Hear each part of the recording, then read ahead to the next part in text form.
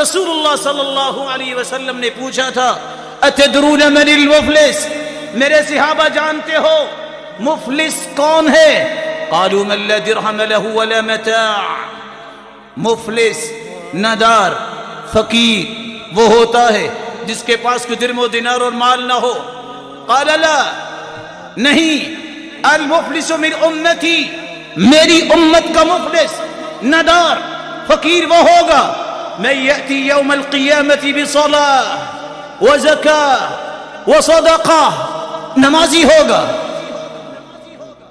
روزہ رکھتا ہوگا، زکوٰۃ و صدقہ دیتا ہوگا، لیکن وَيَأْتِي قَدْ شَتَمَ هَذَا، کسی کو اس نے گالی دی ہوگی، وَيَأْتِي قَدْ ضَرَبَ هَذَا، کسی کو طاقت کا نظارہ دکھا کے اس کو مارا ہوگا، وَسَفَكَ دَمَ هَذَا، کسی کو قتل کیا ہوگا، وَأَكَلَ مَالَ هَذَا، کسی کا مال چھینا اور جھپٹا ہوگا، کھایا ہوگا، او قذف هذا، کسی پہ تہمت لگائی ہوگی۔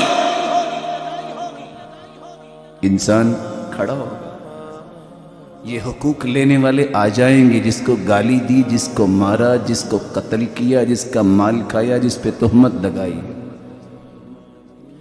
روزانہ کی ایک گالی دینے والا بھی اگر 40 سال زندہ ہے تو قیامت تک اگر توبہ نہیں کر کے جاتا تو حق لینے والے گالی کا کتنے کھڑے ہوں گے لائن بنا کے؟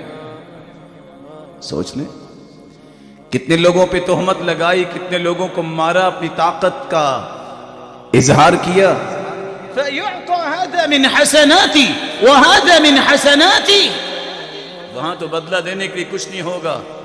اللہ فرمائیں گے اس نیک آدمی جو نمازی بھی تھا، روزے دار بھی تھا، زکوٰۃ بھی دیتا تھا، اس کی نیکیاں تقسیم کرو۔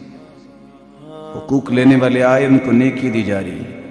فَإِنْ فَنِيَتْ قبل ما يقضى علیہ، ابھی حقوق لینے والے باقی ہیں، نیکی ختم ہو جائیں گی۔ اللہ اب کیا کیا جائے؟ اخذ من خطاياهم فطرحت علیہ ثم طرح فی النار، اللہ فرمائیں گے اس کی تو نیکیاں ختم ہوئی ہیں، ان کے گناہ جو ہے نا وہ اٹھا کے اس کے سر پہ رکھو، پھر بدلہ دیا جائے گا، گناہ ادھر آ جائیں گے، ثم طرح فی النار، پھر اس کو جہنم میں پھینک دیا جائے گا۔ فرمایا میری امت کا یہ مفلس۔